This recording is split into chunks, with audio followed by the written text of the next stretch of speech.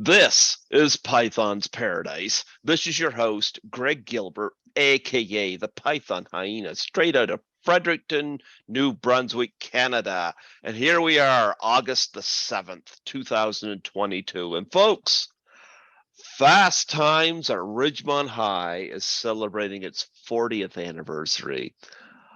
This is one of my favorite movies ever. In fact, it very well may be in my top five. I love this movie. I would have been 10 years old when this movie came out in 1982. And today we're being joined by somebody that you may have seen in customer service once or twice, Yeah, he's the guy that's always bringing something back. Folks, I give you the wonderful, talented character actor, Sonny Carl Davis. How do you do, Sonny? Fine, fine. How are you doing? I'm doing great. How is it in Austin, Texas? Oh, it's hot in the middle of the summertime. It doesn't get any hotter, and we're setting records, but staying cool with my wife here in South Austin, Texas, and just getting by and living the dream. I gotta say a little shout out to your wife who got you where I'm not the best at helping people getting connected here on Zoom. Well, Well, we got to send a shout out to your wife for helping you get connected on here. yeah. I've done it before, but it always takes a little bit of struggle to get it on, but no big deal. And And here you are. I got a good memory, but it's short. There you go. A good memory, but that's wonderful. Well, you know what? Before we talk Fast Times at Ridgemont High and some of your other movies, um, I would love a little bit of your background and what led you to getting into the industry. Well, I grew up in Louisiana. The family moved to Houston, Texas, and then in the '60s, Austin was a calling, and the scene was developing here. So I moved up in I think '68 to Austin, Texas, from Houston, Texas, and hung out a little bit with the guys. The music scene was starting up, and I fell in with a band called the Uranium Savages, the Sons of Uranium Savages, which was kind of a comedy band. We did silly songs like Edie, I mean, is my yard man, and kill yourself, and I want to get laid, family stuff, and then a friend of mine was an actress. This woman I dated her one night and a little bit the next morning, but she said, you ought to get into acting. And she was starting out, and this Austin film scene was just starting out. And so I took a couple of courses, and there wasn't much going on. Chainsaw Massacre filmed, and big hit, of course, legendary. My friend Kim Hinkle wrote and produced, and so fell in with got a fellow named Eagle Pennell, and he was casting a little short subject thing called A Hell of a Note, and these are all available on whatever on the internet. Called Google A Hell of a, and then that led me and Lou Perriman to just two good old boys playing good old boys. I wasn't really a good old boy yet, but then we did a show called The Whole Shooting Match, which is available out there, that had some good response, and still to this day gets some good. And that went up to Utah at the U.S. Film Festival in Park City, which soon became Sundance Film Festival. And some people out at Universal Studios had seen it at a whole shooting match at Park City, and so I was just knocking around in Austin. There was no work, so I went out to Universal out to LA just to visit. Had some friends out there, stayed with, and had some meetings at Universal Studios, and they said, "Hey, should I?" I said, "Should I move to LA to get in the film?" I said, "Well, you're not going to do it in Austin." I said, "Okay, well."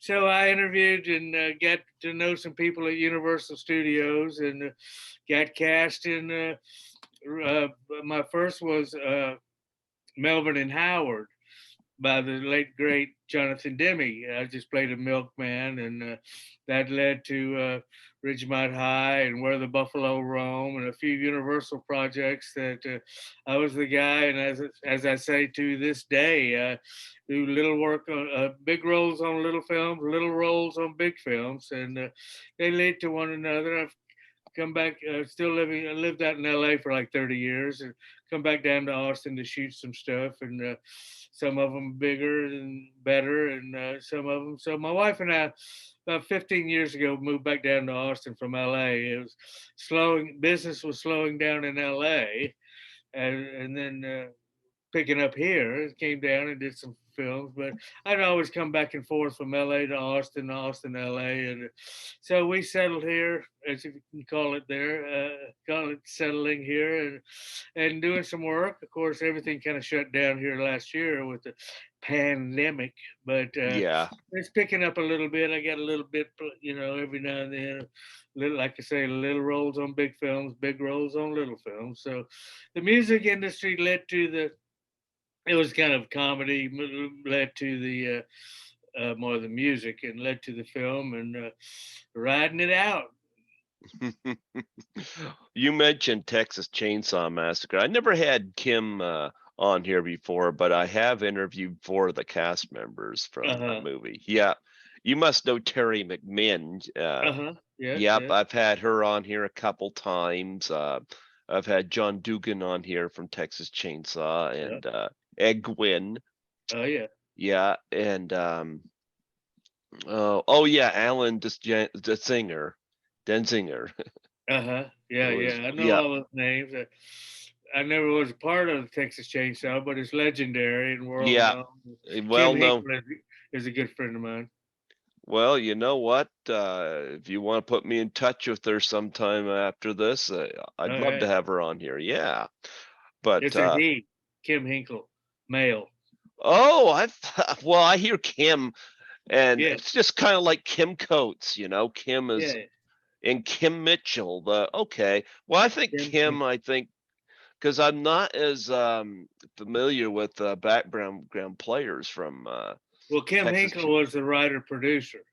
Yeah, yeah, And I he did. also directed. He also wrote and produced a show I did called "Last Night at the Alamo," that we Hmm. shot somewhere back in the I don't know '80s, something in Houston. It's a good film to watch. It's got a lot of good response. "Last Night at the Alamo," Kim Hinkle. Yeah.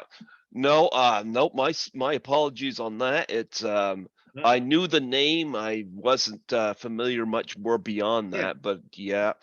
Nope. But like I said, Kim Coates, Kim Mitchell, yeah. you Kim almost Hinkle, always last night. associate with a female. So Indeed. yeah, yeah. How cool would it have been if a female had been one of the writers of Texas Chainsaw, Yeah. though? But anyway, I got a few films I want to ask you about, but I gotta tell you, I love this film. Really love this film, you know, and It's a good one.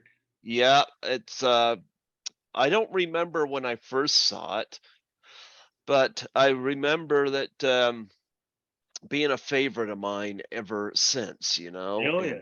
yeah, and of course, you know, you of course play the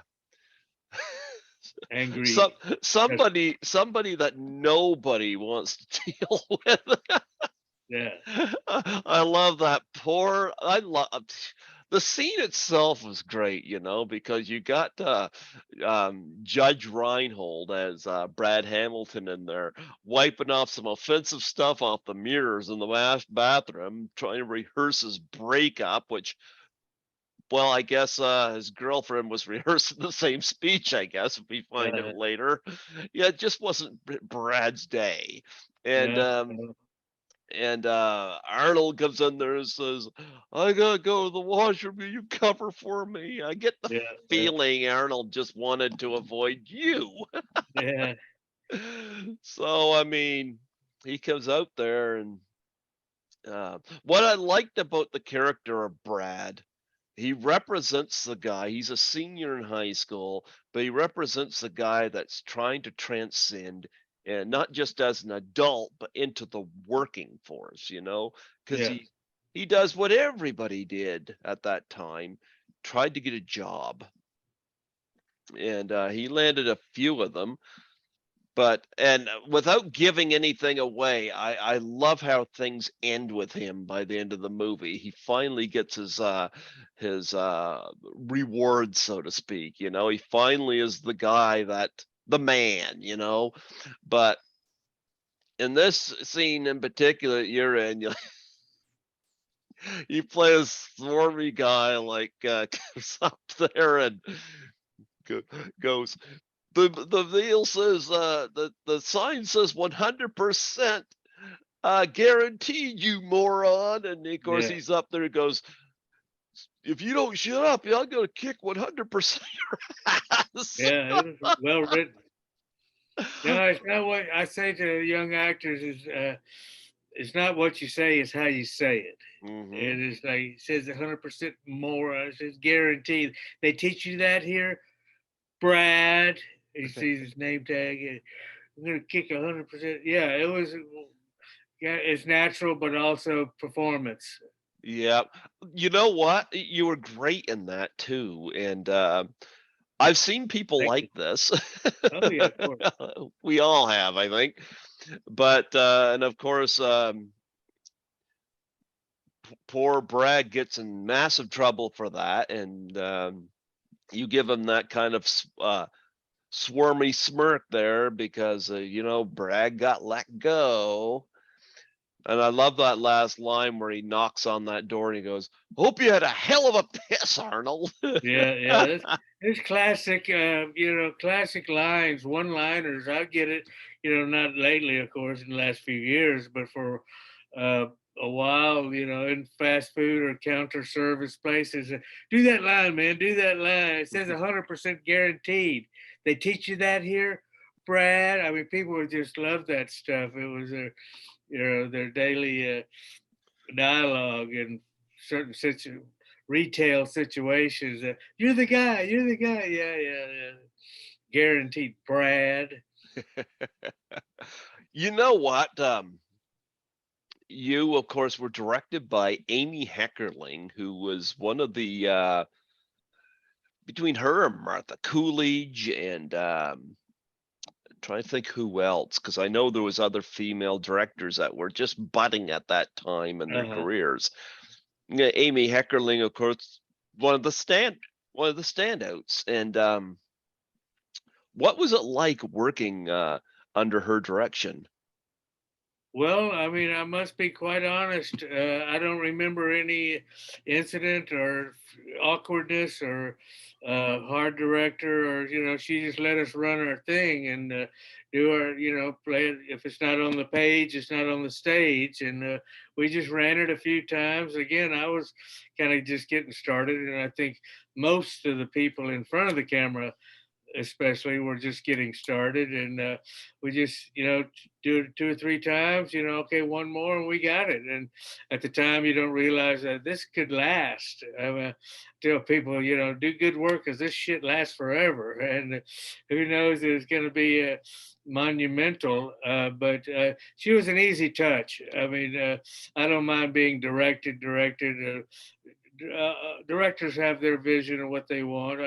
Again, tell other actors, have know your lines, have something in mind how you want to do it, but listen to the director. They're the director, so do it the way they do it. But there was nothing heavy-handed or authoritarian presence on the set or anything.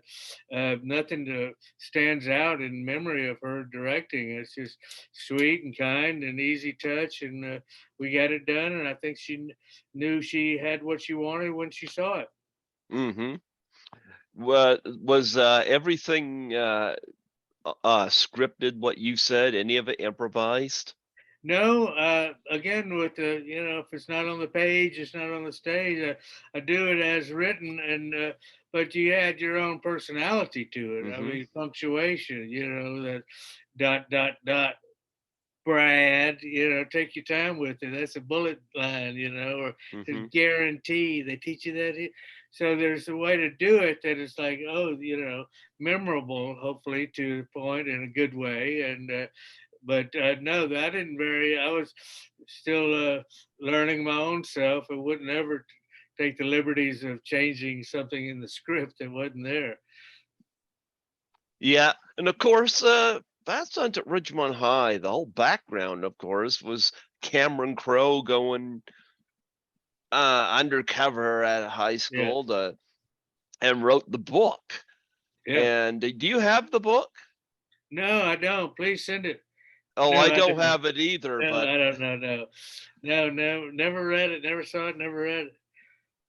yeah, because I remember having Kelly Maroney on here, and she said she just kicks herself for getting rid of it at the time. Uh, She said, "Who would known it was going to go to print?" And yeah, yeah, but which I don't get because you'd think you could still sell copies of that. yeah. But yeah, Cameron Crowe, of course, went on to be a pretty big director with Almost Famous, notably Uh-huh. coming to mind, and Vanilla Sky and stuff like that. Um, so he's done quite well.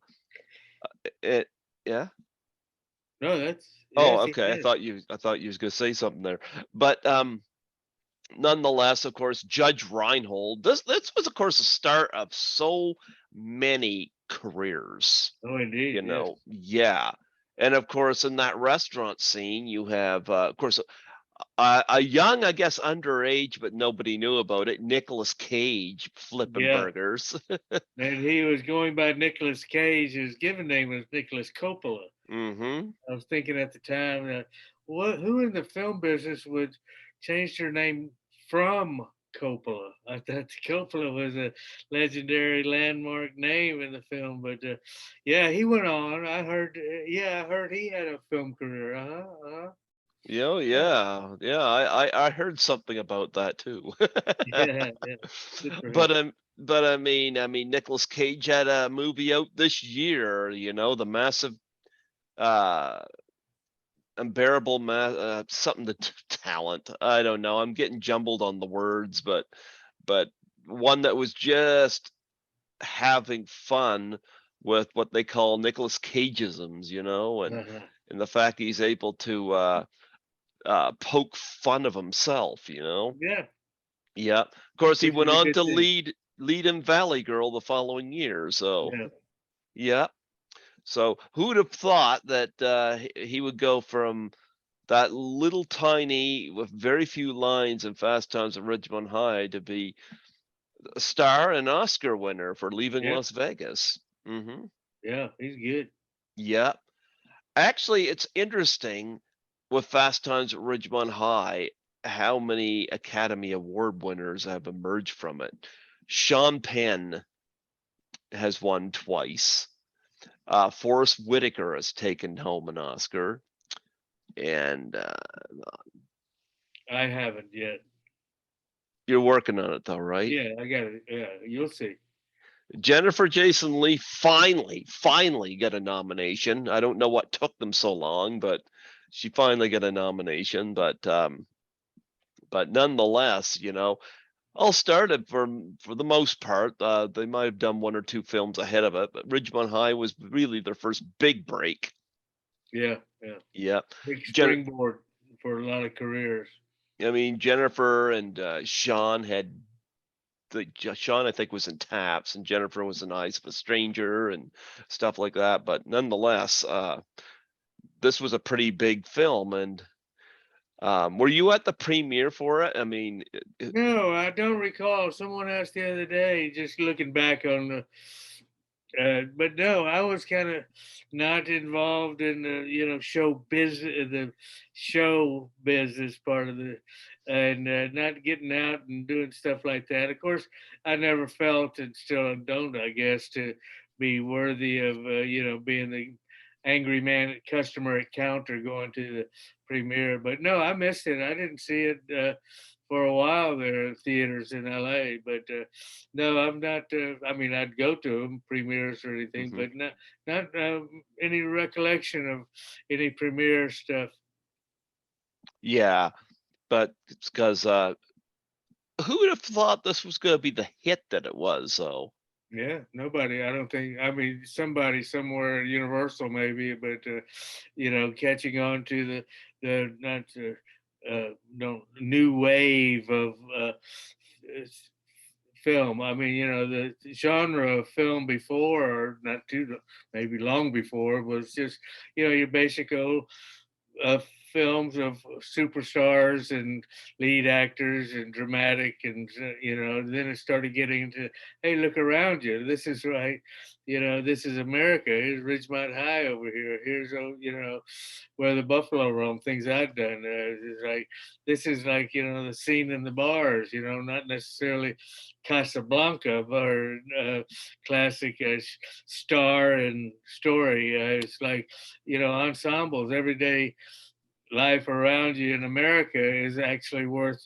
recording hmm and observing. And I think it was an era in Hollywood and storytelling and film that hadn't quit since.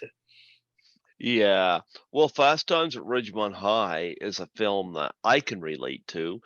It's like I feel like I went to school with pretty much everybody in this film. Yeah, everybody can. Yeah, that's the beauty of that's the success and the connection of it all. It connects with people. I knew that. I knew a guy like that. Yeah. Yeah, yeah. And of course, Judge Reinhold would go on from this to partner up with Eddie Murphy in Beverly Hills Cop, Uh-huh. and he did quite well for himself. Always liked Judge Reinhold. What was like working with him? Well, it was just that one day, easy enough, nice guy, giving. I appreciate it. I think all actors do. People that are appreciative and giving, and work together. There are stars, no names mentioned, but that are, just do your lines, I'll do my lines. No socializing together on set, but it wasn't no buddy buddy thing. But it's just cordial and happy to be there, all of us, and comfortable, and give and take. It was a good guy. He's a good guy. He's a good guy, so he did not have to kick 100% of your ass. All right. No, it didn't. That didn't script. I stayed away, but no. Oh, love Judge Reinhold. He's done well, and he's a funny guy all around. Of course, he and Uh-huh. Phoebe Cates went on to do Gremlins as well. So Uh-huh. um, absolutely. But and of course, was it Sean Thompson or Scott Thompson? You got And me. Scott Thompson. Okay, Arnold. Okay. What I don't know why I thought Sean, but Scott Thompson, of course, played Arnold, who you didn't have any lines with, but of course, he was off taking the leak, or at least Uh-huh. hiding in the washroom. You get the feeling he knew what was coming. Angry customer. Angry customer. Yeah.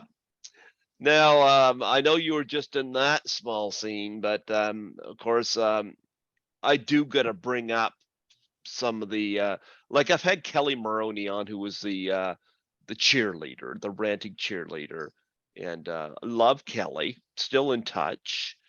Amanda's been on here, of course, and but there's a couple of notable things come out of this as well, like Sean Penn as Jeff Spicoli, of course, has become the staple of what led to a lot of the stoner characters coming up. And of course, you had Cheech and Chong before that, and the Big Lebowski, of course, capitalized and heightened it even further. But everybody knew a Jeff Spicoli. Yeah, yeah, Yeah, and of course, again, it's kind of proud to see Sean Penn go on to win a couple of Oscars. It's like yeah. Spicoli's getting rewarded. I often wondered, because I heard that he would not come back to Fast Times, but at least that's the word around the campfire. But I wouldn't mind because he's directing films and stuff now too. I wouldn't mind seeing what Spicoli was like after high school. Uh-huh. You know, Interesting. Uh-huh. that would have been interesting. And of course, another thing people remember in this film that's a highlight, and I guess it was on the VHS paused a lot of times, of course, was Phoebe Cates coming out of the swimming pool. Uh-huh. Yep, Yeah, classic. yep, yep. And of course, Phoebe Cates was gorgeous. Mm-hmm. Absolutely. Yep.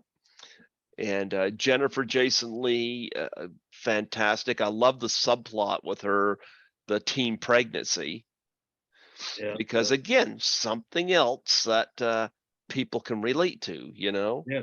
Well, Understood. except on my end, I try to make it so girls do not like me, so they won't come That's near me for that stuff. okay. I just have my kitty here, so Okay. we're just pals. But nonetheless, you had a great cast of characters. I won't get into them all in detail here, but you had that nice little location, that restaurant, which I heard is not there anymore. Doesn't surprise me at all with the way of the world these days. It's probably a yoga studio or a tattoo parlor or something. I don't know. Hadn't been by there in a long, long time. Well, are you familiar with Sean Clark? Remind me, maybe. Sean Clark, of course, um, does a podcast called Thing with Two Heads with Chris Nelson, who's a makeup artist. He Uh, also represents a lot of people for conventions, uh-huh, but he also does uh, Hollywood Hollow Grounds, uh-huh, and he did a location scout on Fast Times at Ridgemont High, uh-huh. and he went around all the existing places that are still around, and plus where places used to be and what's there Yeah, now. yeah. Yep. And I know we went to the restaurant location, which I don't remember what. I could be wrong on this, but I think it's a laundromat now. If Okay. That wouldn't surprise me. maybe, I could be wrong on that info, but I heard like the mall, for example, was used in so many movies, including Kelly Maroney went back there for Chopping Mall. Uh-huh. She couldn't leave that mall. But what were your memories of the location? Well, again, it was pretty simple. I was just, it was a fast food restaurant. It wasn't like shooting on a sound stage at Universal or Mhm. any studio. It's like, this is familiar. I can do this. I wasn't, and a suit and tie businessman type guy. But yeah, this is comfortable enough for me. I mean, sometimes you can work on a production that is big soundstage production. And everything is brought in and created for that scene. And this is like, okay, man go to the counter and order, and you get out of there. How comfortable. There's a lot to be said about locations. Shooting on location, and that is okay. The director or producer doesn't have to come over and say, okay, this is a fast food restaurant. This is okay. You're a customer. Yeah, okay, yeah, it's a fast food restaurant. I forget what it was called, but is called or was called in real life. But comfortable enough. Again, there's just getting into location scout or location shooting for me is like, okay, I think I can do this. There's a little cubicle of a dressing room with the brown suit on, go in there, boom, and get out of here. But it was on the west side. I used to live on the west side of LA. But it's bada bing, bada boom. Nothing intimidating or like, sign in at the gate and drive back to the sound stage or anything. Fast food restaurant, boom. Now, reflecting back on it, did you relate any to your character, or was there other characters in the movie you felt were more that you related more to?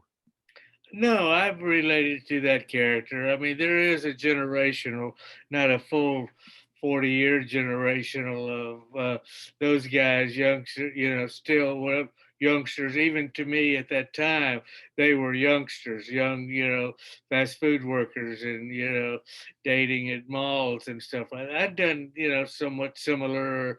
I was familiar with that, but it was years before, not too Hmm. many years before. But it was nobody else in there. I just felt as comfortable playing, and I could have, high school principal or something or whatever, but it was let the youngsters do that. I mean, there is a point in life where you hit something post teenager or early adult, and you go, that's a different chapter.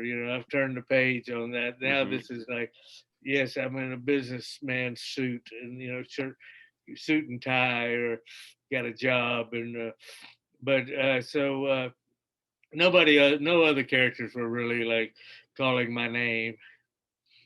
So, do you get to meet any of the other cast at all, No, or just that day. I yeah? was thinking the other day, we're doing one of these about looking back, and nothing comes to mind about, again, I didn't go to a premiere or hang out with, afterwards, or visit any other locations or shooting days. So it was just boom, boom. What you see is what you get. And again, even with those guys, they were over there. It's kind of just a generational thing, maybe. I'm a businessman over there. There's something to be said with not getting too familiar with the other characters in the story. I'm the asshole at counter, and they're the groovers behind the counter that are having Hmm. fun trying to. Yeah, because I mean, Ray Walston, of course, was a big player in this Oh too. yeah, Of course, Mr. Hand. So, oh yeah. yeah, it's always great to see a veteran performer in one of these movies because they really help anchor in um, getting the ball rolling. I do. I believe so. I mean, it's good. Producers or casting or who director, it does kind of give a anchor to it, and everything else is either related to that or totally unrelated to that. That's that guy. I mean, it plays perfectly in Ridgemont High. This is the old school. This is the old. Mr. Hand. This is the okay man, angry man at counter. But now this is us. This is fast times at Ridgemont High. We're not playing that game anymore. This is, new, and it's the new and the old. I mean, it's not distance in years, but it's the new and the old. Well, let's talk about some of your other films here too, because I know before Ridgemont High, you mentioned Melvin and Howard, of course, which has an interest. Of course, Leo DiCaprio had in The Aviator had played Howard Hughes, you Uh-huh. know, and so that was an interesting little story about whether or not this average Joe had met Howard Hughes on that Right. fateful car ride. That was interesting. That must have been an interesting script to read too. Oh, indeed it was. I mean, Hmm. this is like, what is this? I didn't know this story, and it educated me just about this. What? Okay, I believe it, but it's hard to believe. And of course, and Jonathan Demme was just a wonderful man. I got connected with him years and years later, but he just told the story wonderfully, and it's like. There's a possibility this could have happened. This could be true, and make it believable. And Hmm. turned out to be a good film. I think it's unheralded, but it was damn. And again, there I was, Universal, just bit player. You're playing a milkman. Had a couple of lines, and take the check, go home. Yeah, but you also in 1980, which of course Melvin Howard was 1980, but you also did Where the Buffalo Roam. Now, I'm a big fan of Fear and Loathing in Las Vegas, Uh-huh. one that Johnny Depp was in, but I've also seen Where the Buffalo Roam. Uh-huh. And Bill Murray and Peter Boyle were pretty interesting playing the parts that Johnny Depp and Benicio del Toro would play later, but um, but very underrated. I find that Fear and Loathing in Las Vegas followed the book a little better. There was a few familiarities in Where the Buffalo Roam, but all in all, it's a nice little slice of 70s that I, of course, grew up in, you know? Uh-huh. Yeah. Yeah, it was a good story. Again, there I was, just a bit player behind the bar, and that was we did shoot that on Universal Backlot, previous set, but they turned it into a bar, and I was behind there, and I had been a bartender over the years, familiar with it, and had the bar set, and but that was a cool one. Was just kind of getting Hunter Thompson would come to the set, and Yeah. I only had about 3 days work, maybe 1 or 2 days work scheduled, and it turned into 4 or 5 because around lunchtime every day on the back lot, little streets in the back lot of Universal Studios, around lunchtime you'd hear screeching tires coming, and crew would go, "Here comes Hunter," and the screeching car screeching tires up, and Hunter Thompson, just like right out of Central Casting, "Hey Hunter," and they'd go into a Winnebago trailer, star trailer, not come out for a couple of hours. And an assistant director or PA would come over to me and say, "Can you come back tomorrow?" They wouldn't get to my scene or finish up my scene after lunch, and then we did get in there and finishing up the scene, and I was playing the bartender, and Hunter Thompson was off camera at the bar. And early on that first day, I mean, I was a big fan of Hunter Thompson, still Oh, am. yeah. And he said, "Sonny, okay, Hunter, yeah, I get it. Give me some of that brown love up there." And I'm going, "What?" I said, "That brown love, that bourbon up there." And I said, "Well, that's prop stuff. That's tea." And then about 10 seconds later, an AD comes over with a bottle of bourbon and said, "This is for Hunter only, okay?" And so, every day, they're trying to give me some of that brown love. I said, "Okay." And he'd be over there off camera sipping and watching, and Bill Murray and Peter was Boyle.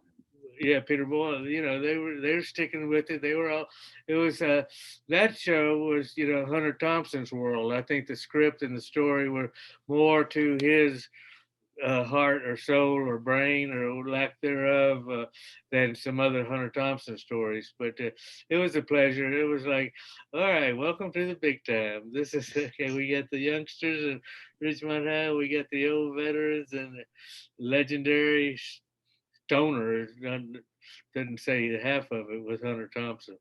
Oh, yeah. It's That's sad that he's gone, you know. I don't know what.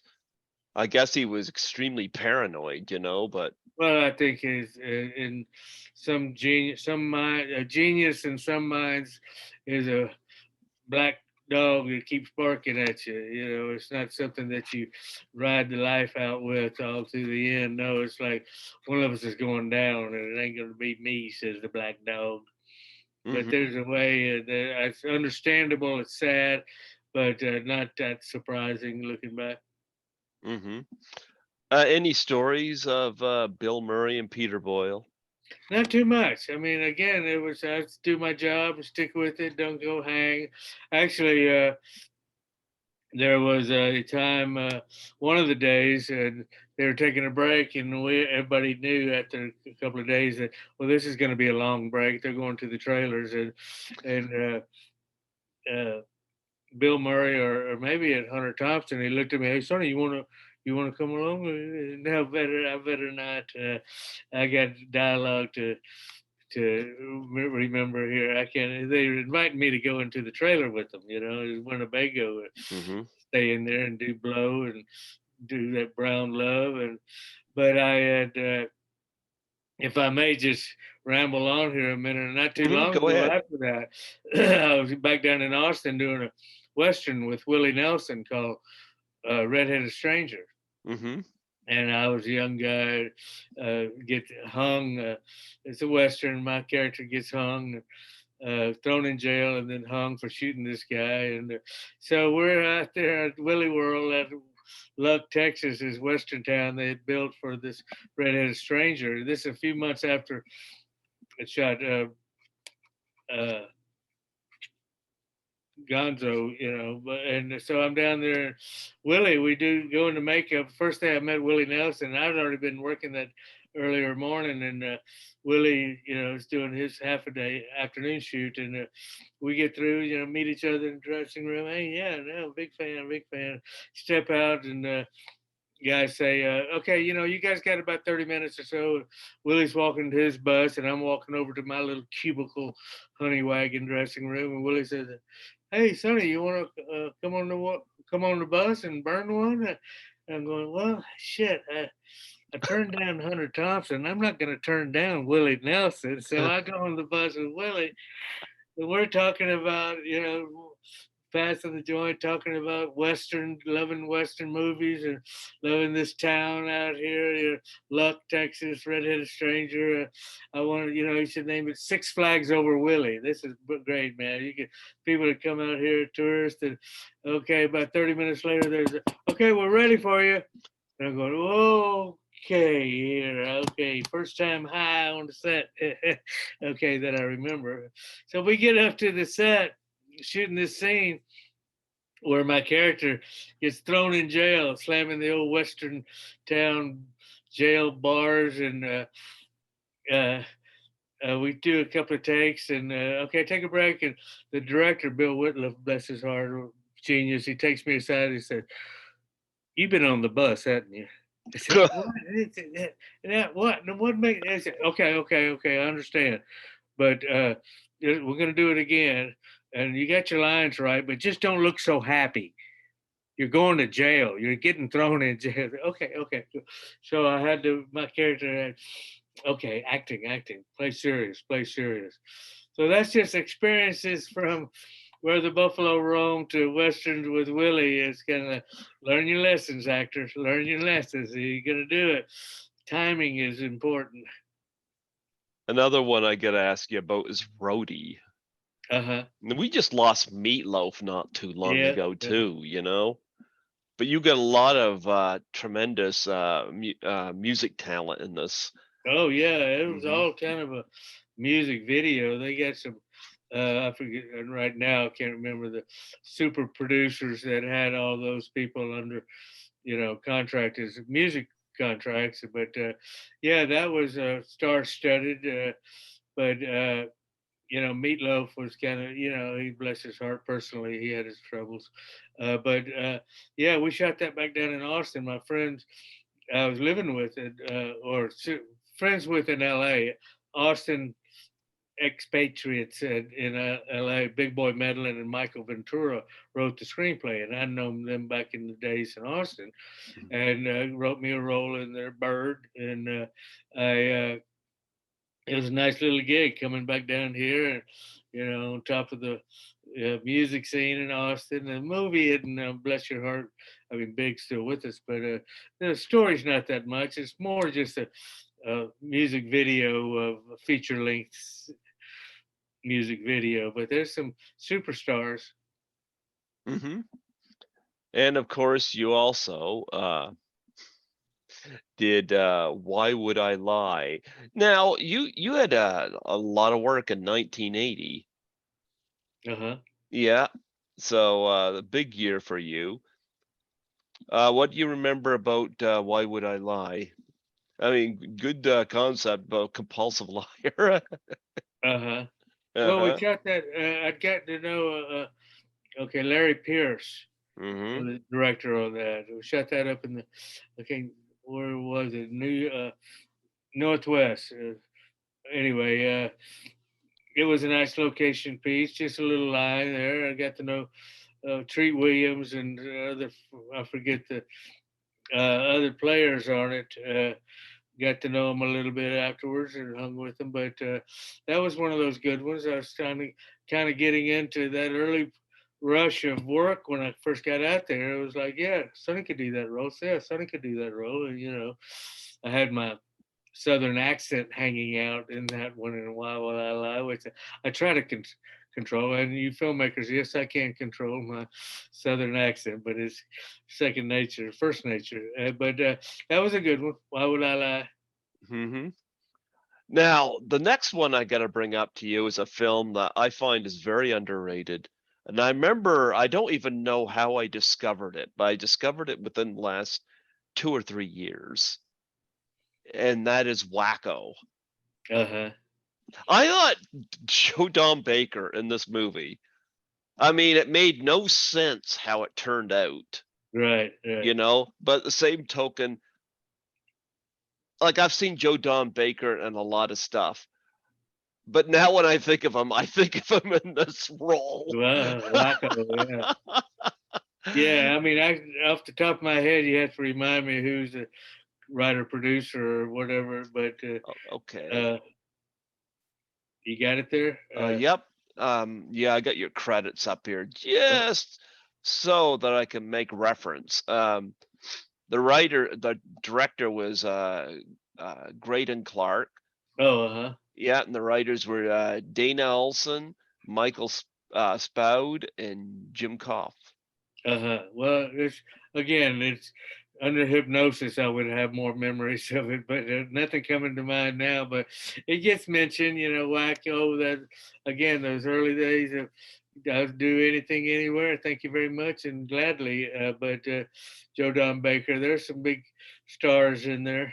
Good Yeah, show. George Kennedy. You of course play what they call a weirdo. That's all you're listed as, weirdo. I nailed it. You nailed it. Yeah, yeah, and and of course moving up here, TerrorVision. Yeah, that's Ted Nicolau. He's a good friend of mine from Austin and moved out to LA, I think a little before I did. And he's over working in Eastern Europe on another Charlie Band Full Moon Productions over there as we speak. Just got over there yesterday. Yeah, we shot that TerrorVision. It was a joy because we got to shoot in Italy, and my wife got to come, and Ted's wife Becky was with us over there. Just a wonderful, fine little film, TerrorVision. It's got a good following over the years, and had a joyous time in Italy, on the coast of Italy, and shooting at the old De Laurentiis studios in Rome. They still have big posters of Barbarella where they used to Yeah, they shot Barbarella. Yeah. Barbarella there. But I like visiting those historic landmark film locations or studios or whatever. TerrorVision was a good one. You mentioned your wife came with it. How long have you and your wife been together? Well, we added it up. It's been 36 years. Oh, We were together longer. congratulations. That's marriage. Married, but yeah. 36 years. You see, for all you listening, the snobby customer character gets the girl. Yes, yes. Remember in the movie, Brad Hamilton, Yeah, yeah. did No, I brought home the bacon or whatever. you brought home Yeah, a we're good very woman. very happily married. A good woman too. She knows how to get Zoom up and go better than I do. Yeah, So, yeah. Well, congratulations on both of you. thank you, thank you, thank Yeah. Well, TerrorVision. I've had Diane Franklin on here you. before. Uh-huh. Yep. But I mean, you got a great cast in this. I mean, Mary Warnov, of Oh course. yeah, married. Love Mary and Garrett Graham, John Uh-huh. Grease, or Yeah, Grice. sometimes you do films and you don't no names involved here, but sometimes you do a film and I never want to see that so and so again the rest of my life. Sometimes you do a film and make relationships that you see for years. And Mary Warnoff was one of those out in LA. We saw her when everybody got back to LA. We'd see Mary, have Mary over or join her for dinner. So Mary, she's classic, legendary. Yeah, I'm also extremely private. I have never been able to reach her to get her on here, but Uh, I remember her best as Miss Togar in Rock and Roll High School, you uh, know? Yeah. She's always been a strong presence. oh yeah. Yep. But yeah, TerrorVision looks like it was a lot of fun to do. Yeah, it was indeed. Yeah, and I'm going to go up through here because you get some other. movies I'm going to ask you about. You know what's funny? I've got Trancers 2 here. I've never seen it, and I don't know why I haven't seen it. And the reason I have it is because I attended Horrorama. I go to it every year in Toronto, Uh-huh. and I get the VIP, and you always get the little bag of goodies and stuff. And they always put a Blu-ray in every bag, and for some weird reason, I always keep them sealed up. I don't know but I've never actually watched Trancers 2, but I'm seeing that on here, and I'm like, you know what? I should ask you about it. Whet my Well, appetite for it, and I might have to open it up now.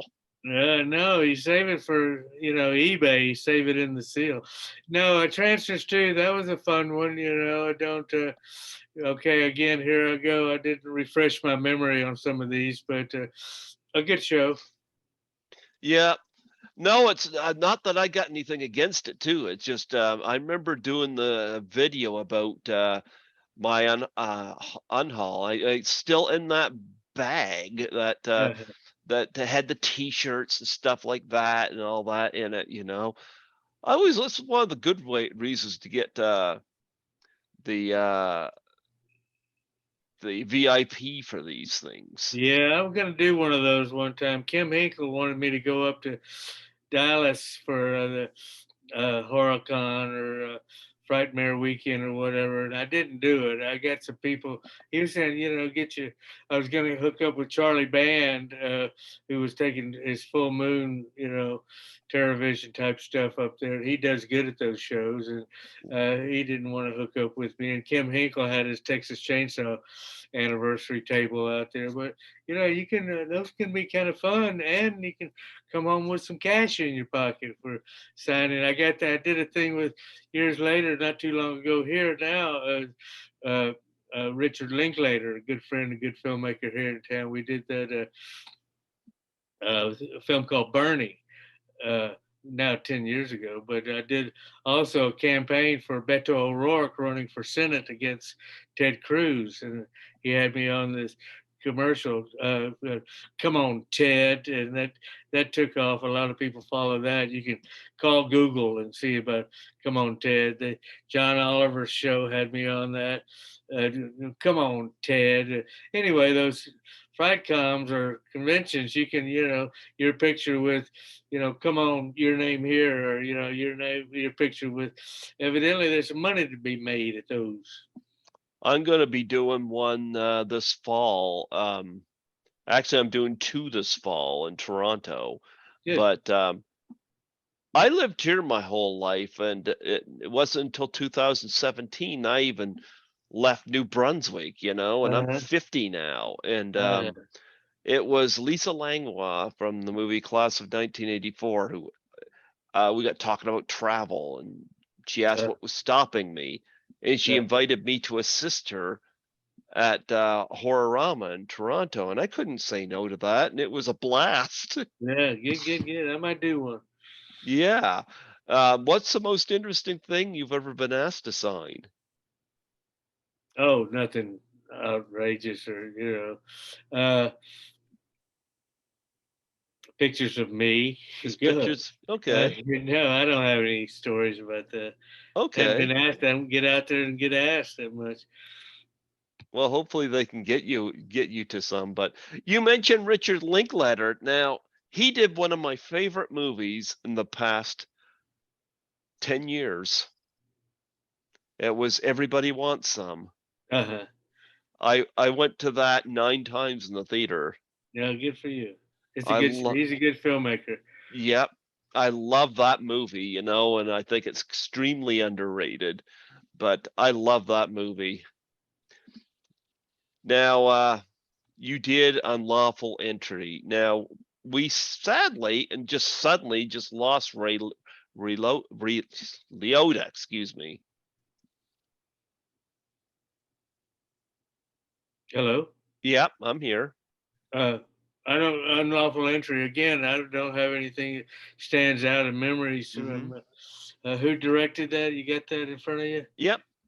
Oh, I always keep this stuff in front of me as for reference. Jonathan Kaplan. Uh-huh. Yeah. Yeah. Yeah, just a little short short role, big film. Mm-hmm. Yeah, I don't know what happened to Ray Liotta, but we lost him suddenly. That was Yeah. a shocker. Yeah. Uh, any memories of Fair Game, which of course with Cindy Crawford? Oh no, nice girl. We shot down in Florida. Nice, put us up in a nice uh, resort down there. My wife got to go, and I used to tell her kind of a off-colored, Cindy Crawford like she's very nice, and you know that mole on her upper lip, Hmm. it's real, baby, it's real. No, it was pleasant enough. Again, bit player. I think the only thing she said about my Cindy Crawford says, "You die nice." I said, "Well, yeah." Yeah, I did it. I did get killed a lot. I was doing a stand-up production here in Austin. Going to take it regional before COVID shut everything down.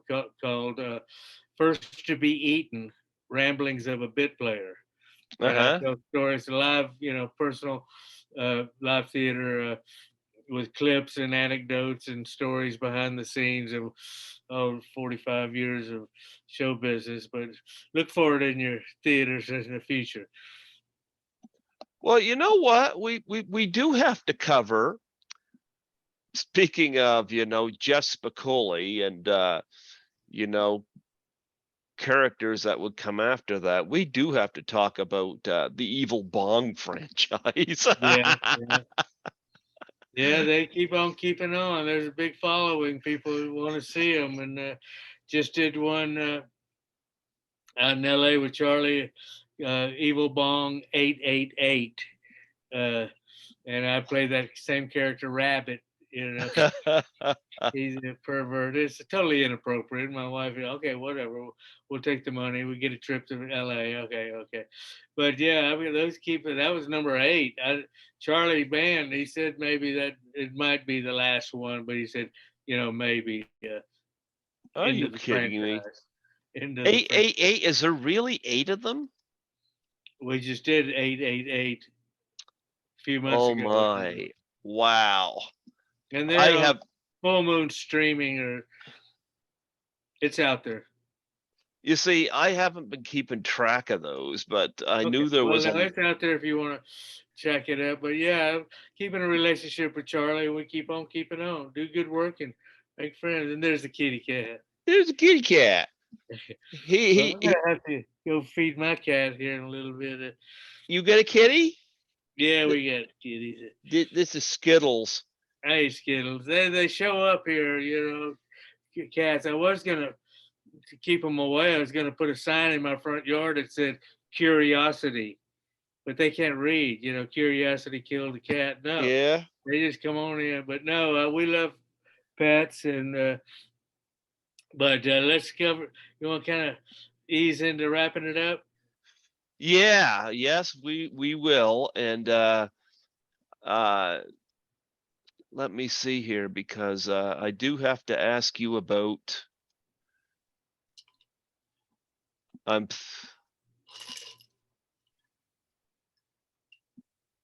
you get a film called Butcher Boys here, and I'm seeing if this is the one that had Terra Nova in it. It may be.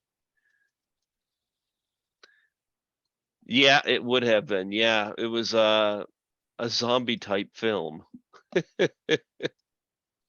Yeah, we shot that here in Austin. It was called Bone Boys, but it sounded kind of inappropriate or gay bashing or something. Anyway, Butcher Boys. Yeah, that's one of those that my friend Kim Hinkle produced that from some couple of his good guys.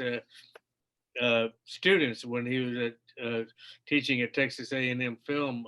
Kim was, and Dwayne Graves and Justin Meeks, and yeah, I get to play a crazy guy with my only wardrobe was a jock strap, and I was covered in Crisco oil, so not really a Something I want to replicate, but it made my skin nice and soft. Yeah, Tori Terranova was in that. I knew I recognized that. Okay. Well, what's coming up in the future for you? I know you got Late Cody coming up in post-production here. That's just short, of course. Say again? Got You Late Cody, a short film coming up in post-production here. uh-huh. Yeah. Yeah, I got one in the can that they're trying to find distribution or streaming or something called Buck Alamo, where I play a Buck Alamo who is a outlaw picker, they said, but more outlaw than picker. We shot a few years ago here. Been a few years now, but trying to get it out. Shot here in Austin. I did a day on a film called The Long Game. It just finished. I just finished last couple of weeks ago over in Smithville, Texas. It played an angry man, an angry guy at a gas station, and just one day. But hey, I'll do it. And but always available. And if your followers out there need a cranky old man at the counter or in the front yard or whatever, I'm standing by. Well, you know what? It was wonderful having you come on here today. And I just wondered, before we let you go, you got any charities that you want to plug and promote on here that you're passionate about?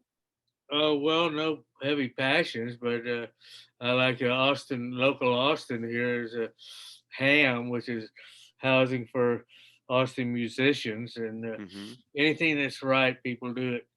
Gonna give good. Absolutely, absolutely. Well, folks, we are celebrating the 40th anniversary of Fast Times at Ridgemont High. And of course, my guest today, the unsatisfied customer at a fast food restaurant. It Sonny, says guaranteed. before I let you go, would you mind doing a plug for my show? Not at all. Yeah, just state your name and say you're listening to Greg Gilbert on Python's Paradise. Hi, I'm Sonny Carl Davis, and you're listening to Greg Gilbert on Python's podcast. There So, you go. got it? Yeah, Nailed it. yep. Huh? Nailed it. Nailed it. Nailed it. 100% guaranteed. Brad. Oh, Greg, whatever. Greg. Greg, Brad. I get them all. Well, you know what? You enjoy your evening. Your wife is wonderful hooking this up, and it's a good thing you got a handy woman like that around. Yeah, she's my partner. Thank you. I'm just eye candy. She's the doer. There Thank you you. go. Yeah, Have a good one. you take care and God bless. Thank you so much. All And right, of keep in course, touch. a special shout out to Tommy Kovac, of course, who connected us. And Yeah. Thank you, sir. yeah, absolutely. You take care. God bless you. All right.